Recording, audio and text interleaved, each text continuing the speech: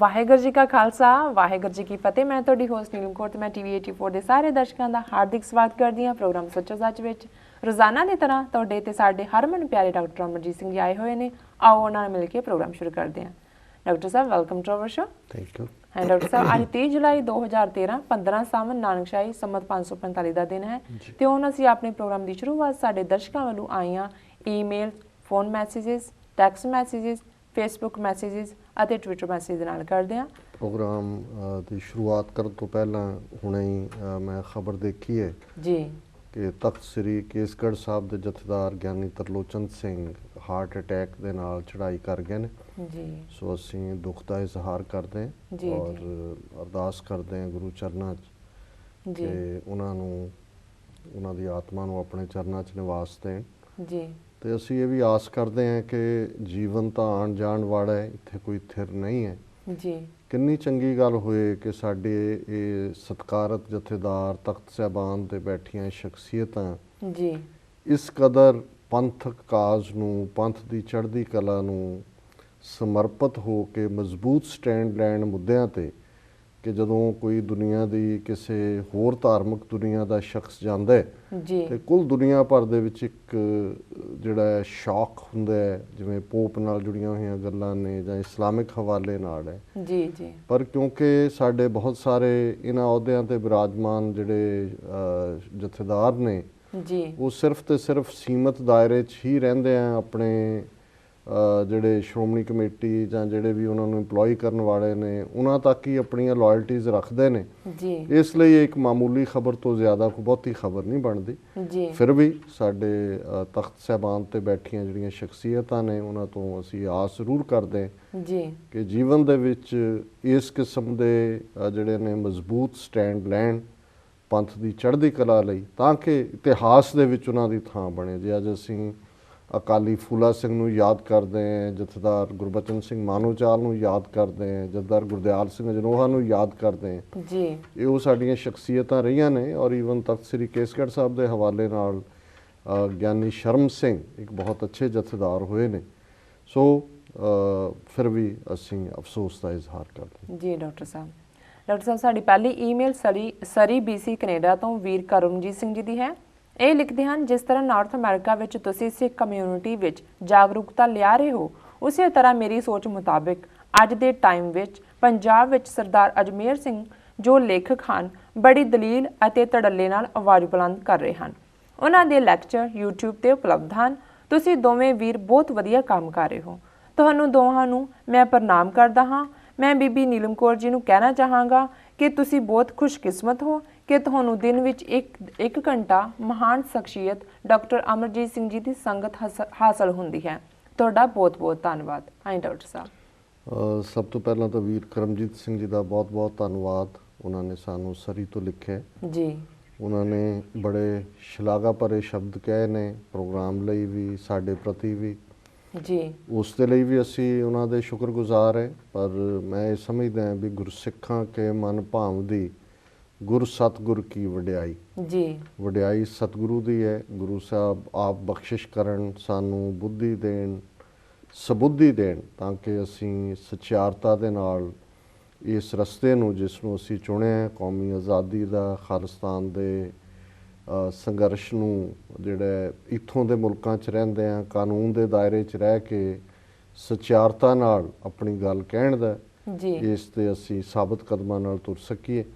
ਸੋ ਬਾਕੀ ਇਹਦੇ 'ਚ ਕੋਈ ਸ਼ੱਕ ਨਹੀਂ ਹੈ ਕਿ ਸਰ ਅਜਮੇਰ ਸਿੰਘ ਬੇਸ਼ੱਕ ਉਹਨਾਂ ਦਾ ਪਿਛੋਕੜ ਨਕਸਲਵਾਦੀ ਲਹਿਰ ਨਾਲ ਰਿਹਾ ਕਾਫੀ ਲੰਬਾ ਸਮਾਂ, ਕਈ ਸਾਲ ਜੀ। ਉਹ ਰੂਪੋਸ਼ ਰਹੇ। ਉਦੋਂ ਧਰਮ ਤੋਂ ਦੂਰ ਸਨ। ਉਹ ਜਦੋਂ ਵਾਸ਼ਿੰਗਟਨ ਆਏ ਪਹਿਲੇ ਆਪਣੇ ਫੇਰੀ ਵੇਲੇ ਉਦੋਂ ਮੇਰੇ ਕੋਲ ਵੀ ਰਹੇ, ਮੈਨੂੰ ਮਿਲੇ ਵੀ ਔਰ ਖੁੱਲ੍ਹ ਕੇ ਗੱਲਬਾਤ ਹੋਈ ਜੀ ਕਿ ਕਿਵੇਂ ਉਹਨਾਂ ਦਾ ਸਫ਼ਰ ਬਦਲਿਆ ਕਿ ਇੱਕ ਪਾਸੇ ਨਾਸਤਕ ਵਿਚਾਰਧਾਰਾ, ਖੱਬੇ ਪੱਖੀ ਵਿਚਾਰਧਾਰਾ ਜਿਹਦੇ ਲਈ ਉਹ ਕਾਫੀ ਇਨਸਾਈਡਰ ਸੀ ਕਿਉਂਕਿ ਇਸੇ ਲਈ ਉਹਨਾਂ ਦੀ ਜਿਹੜੀ ਹੈ ਉਹਨਾਂ ਨੂੰ PO ਬਣਾਇਆ ਹੋਇਆ ਸੀ, ਪ੍ਰੋਕਲੇਮਡ ਅਫੈਂਡਰ ਜੀ। ਸੋ ਕਾਫੀ ਸਾਲਾਂ ਬਾਅਦ ਉਹ ਜਿਹੜਾ ਰੂਪੋਸ਼ ਦੀ ਜ਼ਿੰਦਗੀ 'ਚੋਂ ਬਾਹਰ ਆਏ ਜੀ ਔਰ ਜੂਨ 84 ਦਾ ਘੱਲੂਘਾਰਾ ਵਾਪਰਿਆ। ਔਰ ਜਿਹੜੇ ਇਸ ਕਿਸਮ ਦੇ ਬੰਦੇ ਜਿਹੜੇ ਜਜ਼ਬਾਤੀ ਹੋ ਕੇ ਦੂਸਰੇ ਪਾਸੇ ਲੱਗੇ ਸੀ ਜੀ, ਉਹਨਾਂ ਨੂੰ ਸਮਝ ਆਈ ਵੀ ਗੱਲ ਤਾਂ ਅਲਟੀਮੇਟਲੀ ਸਿੱਖੀ ਦੀ ਹੈ। ਜੀ ਜੀ ਤੇ ਮੈਂ ਉਹਨਾਂ ਨੂੰ ਸਗੋਂ ਸਧਾਰਨ ਗੱਲਬਾਤ ਦੇ ਵਿੱਚ ਪੁੱਛਿਆ ਵੀ, ਮੈਂ ਕਿਹਾ ਕਿ ਜੀ ਤੁਸੀਂ ਕੀ, ਮੈਂ ਜਦੋਂ ਤੁਸੀਂ ਖੱਬੇ ਪੱਖੀ ਵਿਚਾਰਧਾਰਾ ਨੂੰ ਜੁਆਇਨ ਕੀਤਾ ਤੇ ਤੁਹਾਨੂੰ ਕੀ ਲੱਗਾ ਪੰਜਾਬ 'ਚ ਕੀ ਤਬਦੀਲੀ ਹੋਏਗੀ, ਕਿਹੜੀ ਉੱਥੇ ਆਈਡੀਓਲੋਜੀ, ਜਿੱਥੇ ਗੁਰੂਆਂ ਦੀ ਧਰਤੀ, ਜਿੱਥੇ ਕਿ ਗੁਰੂਆਂ ਦੇ ਮੈਸੇਜ ਨੇ ਇਨਕਲਾਬ ਲਿਆਂਦਾ ਹੈ ਜੀ। ਉਹ ਕਹਿੰਦੇ ਜੀ ਬਸ ਉਹ ਚੜ੍ਹਦੀ ਜਵਾਨੀ ਹੁੰਦੀ ਹੈ, ਕੋਈ ਬਹੁਤਾ ਪਤਾ ਨਹੀਂ ਸੀ। ਤੇ ਹਾਂ, ਫਿਰ ਮੈਂ ਉਹਨੂੰ ਪੁੱਛਿਆ ਵੀ ਫੇਲ ਕਿਉਂ ਹੋਏ ਜੀ ਤੁਹਾਡੀ ਇਹ ਸਾਰੀ ਜਿਹੜੀ ਮੂਵਮੈਂਟ ਹੈ।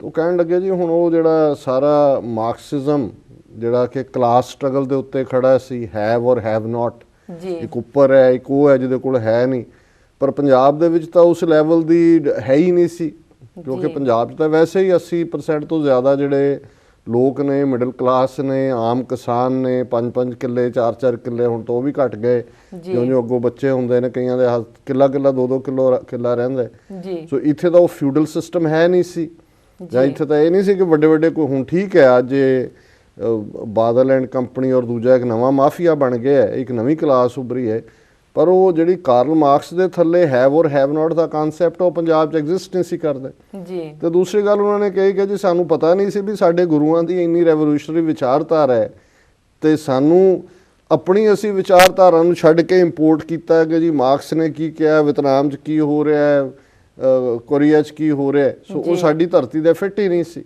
ਜੀ। ਤੇ ਤੀਸਰਾ ਜਿਹੜਾ ਉਹਨਾਂ ਨੇ ਕਿਹਾ ਕਿ ਅਸੀਂ ਇਹ ਦੇਖਿਆ ਵੀ ਕਿਵੇਂ ਸਿੱਖਾਂ ਦੇ ਮੁੰਡਿਆਂ ਨੂੰ, ਖਾਸ ਤੌਰ ਤੇ ਜਿਹੜੇ ਉੱਪਰ ਬੈਠੀ ਲੀਡਰਸ਼ਿਪ ਸੀ, ਜਦੋਂ ਉਹਨਾਂ ਨੂੰ ਉਹ ਜੁਆਇਨ ਕਰਵਾਉਂਦੇ ਸੀ ਪਾਰਟੀ, ਉਹ ਸਿਗਟਾਂ ਪਿਆਉਂਦੇ ਸੀ, ਕਹਿੰਦੇ ਸੀ ਤੇ ਅੰਦਰੋਂ ਸਿੱਖੀ ਕੱਢੋ ਜੀ ਜੀ।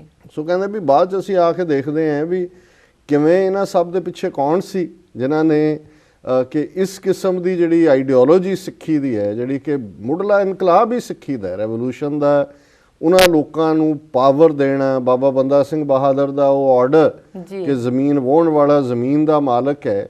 ਸਿੱਖ ਰੈਵੋਲੂਸ਼ਨ ਕੋਈ ਕਿਸੇ ਇੱਕ ਧਰਮ ਦੇ ਪਸਾਰ ਜਾਂ ਇੱਕ ਧਰਮ ਨੂੰ ਦੂਜੇ ਤੇ ਥੋਪਣ ਲਈ ਨਹੀਂ ਸੀ, ਆਮ ਲੋਕਾਂ ਦਾ। ਸਿੱਖ ਤਾਂ ਨਿਕਲਿਆ ਹੀ ਉਹਨਾਂ ਚੋਂ ਹੈ, ਔਰ ਮੈਂ ਇਸ ਲਈ ਇਹ ਸਟੇਟਮੈਂਟ ਅਕਸਰ ਇਸਤੇਮਾਲ ਕਰਦਾ ਕਿ Sikhs of the Dalits, by the Dalits, for the Dalits. Dalit ਦਲੇ ਹੋਏ ਨੂੰ ਕਹਿੰਦੇ ਨੇ, ਜਿਹੜਾ ਡਾਊਨ ਟਰੋਡਨ ਹੈ, ਓਪਰੈਸਡ ਹੈ, ਰਿਪਰੈਸਡ ਹੈ, ਸੁਪਰੈਸਡ ਹੈ। ਸੋ ਸਿੱਖੀ ਦਾ ਤਾਂ ਸਾਰਾ ਰੈਵੋਲੂਸ਼ਨ ਹੀ ਉਹਨਾਂ ਲੋਕਾਂ ਨੂੰ ਜਿਨ੍ਹਾਂ ਦੇ ਨਾਲ ਕੋਈ ਨਹੀਂ ਖਲੋਂਦਾ। ਗੁਰੂ ਨਾਨਕ ਸਾਹਿਬ ਨੇ ਫਰਮਾਇਆ, ਨੀਚਾ ਅੰਦਰ ਨੀਚ ਜਾਤ, ਨੀਚੀ ਹੂੰ ਅਤ ਨੀਚ, ਨਾਨਕ ਤਿਨ ਕੇ ਸੰਗ ਸਾਥ, ਵੱਡਿਆਂ ਸਿਉ ਕਿਆ ਰੀਸ, ਜਿੱਥੇ ਨੀਚ ਸਮਾਲੀ ਤਿੱਥੈ ਨਦਰ ਤੇਰੀ ਬਖਸ਼ਿਸ਼। ਕਿ ਮੈਂ ਉਹਨਾਂ ਦੇ ਨਾਲ ਖਲੋਤਾ ਜਿਹੜੇ ਬਿਲਕੁਲ ਨੀਵੇਂ ਨੇ, ਔਰ ਉੱਥੇ ਹੀ ਰੱਬ ਦੀ ਵੀ ਬਖਸ਼ਿਸ਼ ਹੁੰਦੀ ਹੈ। ਤੇ 10ਵੇਂ ਪਾਤਸ਼ਾਹ ਨੇ ਲਗਭਗ, ਹੁਣ ਅਸੀਂ ਦੇਖਦੇ ਹਾਂ ਕਿ 10 ਪਾਤਸ਼ਾਹੀਆਂ ਦੇ ਵਿੱਚ ਇਹ ਰੈਵੋਲੂਸ਼ਨ ਜਿਹੜਾ ਪਾਵਰਲੈਸ, ਓਪਰੈਸਡ ਸੀ, ਦਬਿਆ ਹੋਇਆ ਸੀ, ਦਲਿਆ ਹੋਇਆ ਸੀ, ਉਹਨੂੰ ਪਾਵਰ ਤੱਕ ਪਹੁੰਚਾਉਣ ਤੋਂ ਪਹਿਲਾਂ ਲਗਭਗ 10 ਗੁਰੂ ਸਾਹਿਬਾਨ, 1469 ਚ ਗੁਰੂ ਨਾਨਕ ਸਾਹਿਬ ਦਾ ਪ੍ਰਕਾਸ਼ ਹੁੰਦਾ ਹੈ, 1699 ਚ ਖਾਲਸਾ ਪੰਥ ਦੀ ਸਾਜਨਾ ਹੁੰਦੀ ਹੈ ਜੀ। ਸੋ 230 ਸਾਲ ਉਸ ਸਫ਼ਰ ਨੂੰ ਮੁਕੰਮਲ ਕਰਕੇ ਉਹ ਮਨੁੱਖ ਘੜਿਆ ਗੁਰੂ ਸਾਹਿਬਾਨ ਨੇ। ਔਰ 10ਵੇਂ ਪਾਤਸ਼ਾਹ ਨੇ ਆਪਣੇ ਗਲ ਨਾਲ ਲਾ ਕੇ ਫਿਰ ਫਰਮਾਇਆ, ਇਨ ਗਰੀਬ ਸਿੱਖਨ ਕੋ ਦੇਉ ਪਾਤਸ਼ਾਹੀ, ਇਹ ਯਾਦ ਰੱਖੇ ਹਮਰੀ ਗੁਰਿਆਈ। ਮੈਂ ਉਹਨਾਂ ਨੂੰ ਪਾਤਸ਼ਾਹੀ ਦੇ ਰਿਹਾ, ਜਿਨ ਕੀ ਜ਼ਾਤ ਵਰਣ ਕੁਲ ਮਾਹੇ, ਸਰਦਾਰੀ ਨਾ ਭਈ ਕਦਾਹੇ, ਤਿਨ ਹੀ ਕੋ ਸਰਦਾਰ ਬਣਾਉ, ਤਬੈ ਗੋਬਿੰਦ ਸਿੰਘ ਨਾਮ ਕਹਾਉ। ਰੈਵੋਲੂਸ਼ਨ ਤਾਂ ਇਹ ਹੁੰਦੇ ਨੇ। ਸੋ ਇਹਨੂੰ ਛੱਡ ਕੇ ਹੁਣ ਆ ਦੇਖ ਲਓ ਮਾਰਕਸਿਜ਼ਮ ਦਾ ਹਾਲ ਕੀ ਹੋਇਆ ਜੀ। ਸੋਵੀਅਤ ਯੂਨੀਅਨ 15 ਹਿੱਸਿਆਂ 'ਚ ਵੰਡਿਆ ਗਿਆ, 60-70 ਮੁਲਕ ਦੁਨੀਆ ਦੇ ਜਿਹੜੇ ਜਿਨ੍ਹਾਂ ਦੀਆਂ ਰੈਵੋਲੂਸ਼ਨਰੀ ਮੂਵਮੈਂਟਸ ਜਿਹੜੀਆਂ ਨੇ ਇੱਕ ਸਟੇਜ ਦੇ ਉੱਤੇ ਸੋਵੀਅਤ ਯੂਨੀਅਨ ਤੋਂ ਇਨਸਪਾਇਰਡ, ਸਭ ਗਾਇਬ ਹੋ ਗਏ।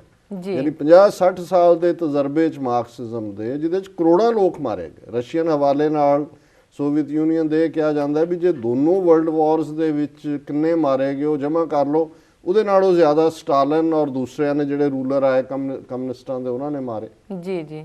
ਧਰਮ ਤੇ ਪਾਬੰਦੀ ਲਾਈ ਕਿ ਢਾ ਦਿਓ ਜੀ, ਗਿਰਜੇ ਢਾ ਦਿੱਤੇ, ਈਸਟਰਨ ਆਰਥੋਡਾਕਸ ਚਰਚ ਨੂੰ ਜਿਹੜਾ ਉਹਨਾਂ ਦਾ ਬਿਲਕੁਲ ਬੈਨ ਕਰ ਦਿੱਤਾ ਹੈ। ਉੱਥੇ ਬੁੱਧਿਜ਼ਮ ਦਾ ਵੀ ਪ੍ਰਭਾਵ ਸੀ, ਉਹਨਾਂ ਦੀਆਂ ਮੋਨੈਸਟਰੀਜ਼ ਢਾ ਦਿੱਤੀਆਂ, ਮਸੀਤਾਂ ਢਾ ਦਿੱਤੀਆਂ।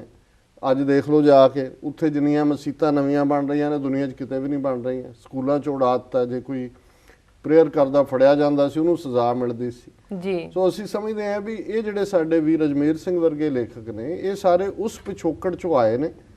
ਲੇਕਿਨ ਇਹਦੇ ਬਾਵਜੂਦ, ਕਿਉਂਕਿ ਅਲਟੀਮੇਟਲੀ ਇਹ ਹਮੇਸ਼ਾ ਹੀ ਜਿਹੜੀ ਉਸ ਧਰਤੀ ਦੇ ਉੱਤੇ ਗੁਰੂ ਨਾਨਕ ਸਾਹਿਬ ਦੀ ਵਿਚਾਰਧਾਰਾ ਹੈ, ਗੁਰੂ ਨਾਨਕ ਦੀ ਬਖਸ਼ਿਸ਼ ਹੈ ਕਿ ਜਿਹੜੇ ਇਵੇਂ ਭੁੱਲੇ ਚੁੱਕੇ ਵੀ ਪੁੱਤਰ ਧੀਆਂ ਨੇ ਉਸ ਖਿੱਤੇ ਦੇ, ਜੀ ਕੋਈ ਕਮਜ਼ੋਰ ਹੋ ਗਿਆ, ਕੋਈ ਡਿੱਗ ਪਿਆ, ਕੋਈ ਭਗੌੜਾ ਹੋ ਗਿਆ ਧਰਮ ਤੋਂ, ਅਲਟੀਮੇਟਲੀ ਬਾਬੇ ਨਾਨਕ ਦੀ ਗ੍ਰੇਸ, ਬਾਬੇ ਨਾਨਕ ਦੀ ਬਖਸ਼ਿਸ਼ ਉਹਨਾਂ ਨੂੰ ਆਪਣੇ ਕਲਾਵੇ ਚ ਲੈਂਦੀ ਹੈ। ਜੀ ਔਰ ਅਸੀਂ ਸਮਝਦੇ ਹਾਂ ਵੀ ਵੀਰ ਅਜਮੇਰ ਸਿੰਘ ਬਹੁਤ ਵਧੀਆ ਕੰਮ ਕਰ ਰਹੇ ਨੇ, ਬੜੀਆਂ ਅੱਛੀਆਂ ਉਹਨਾਂ ਨੇ ਪੁਸਤਕਾਂ ਜਿਹੜੀਆਂ ਨੇ ਕਰੰਟ ਸੰਘਰਸ਼ ਦੇ ਉੱਤੇ ਜੀ ਲਿਖੀਆਂ।